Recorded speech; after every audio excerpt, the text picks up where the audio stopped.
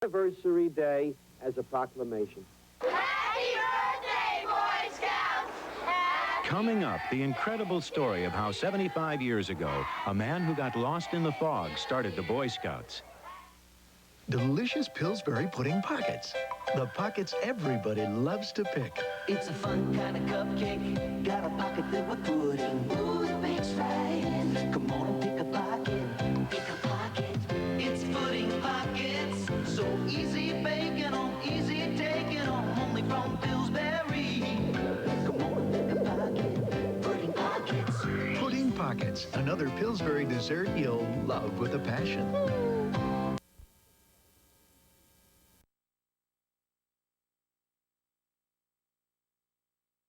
We like it the best. When you squeeze it, it squeezes back. It bounces right back at you. What does it say right on the package? Squeezably soft. It is. It has a good feel to it. It's like it has some substance to it. My boss is never going to believe this. Gotcha. Oh my gosh, I can't believe it. I bought the Charmin. I brought here. I won't squeeze. I'll just take it home. Squeezably soft Not in the Charmin. store in case Once it's got you, it's got you. It's mine. And now there's new, stronger Charmin. Stronger when wet than any other tissue. We take them for granted, but today, watches are marvels of efficiency. This amazing little device can tell us what time it is in 6 countries down to 1/10 of a second. Calculate how much money we've spent in that fraction of a second. Whoops.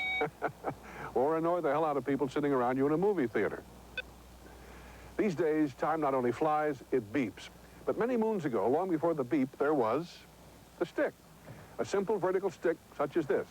Perhaps I shouldn't have said simple. By the time you figured out what time it was, it could be a half hour later. And of course, it didn't work at night at all. But then neither does my sister. The time stick was used by the Egyptians about 3500 BC. And crude as it was the start of something timely.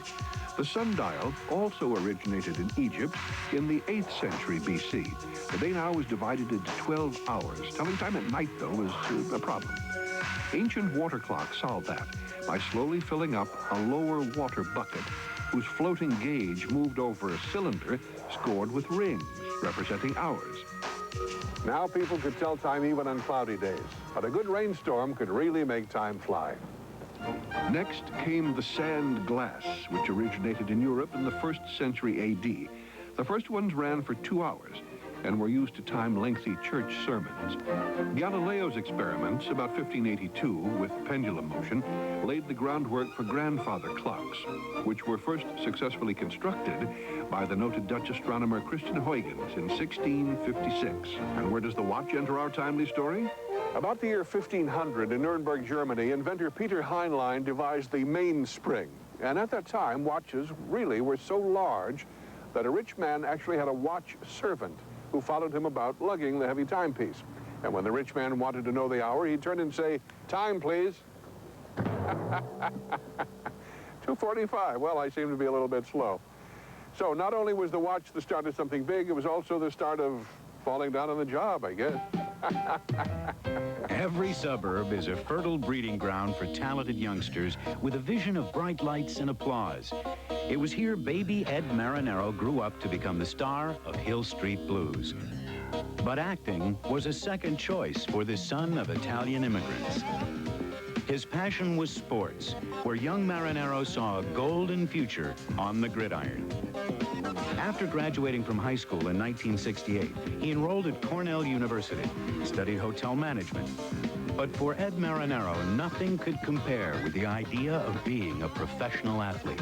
Being a professional athlete was something I never really thought of until the pro scouts started watching me when I was in college. The chances against a high school athlete going to college and then becoming a professional, I mean, they're unbelievably high, the percentages. I mean, it would be 10,000 to 1. Ed quickly narrowed the odds in his football career at Cornell.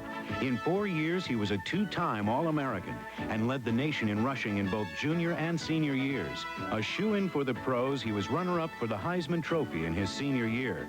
Drafted by the Minnesota Vikings in '72, Marinaro had less success than in college. And in '76, he was traded to the New York Jets, where his pro career was brought abruptly to a halt. I was playing on a Monday Night Football game in Foxborough.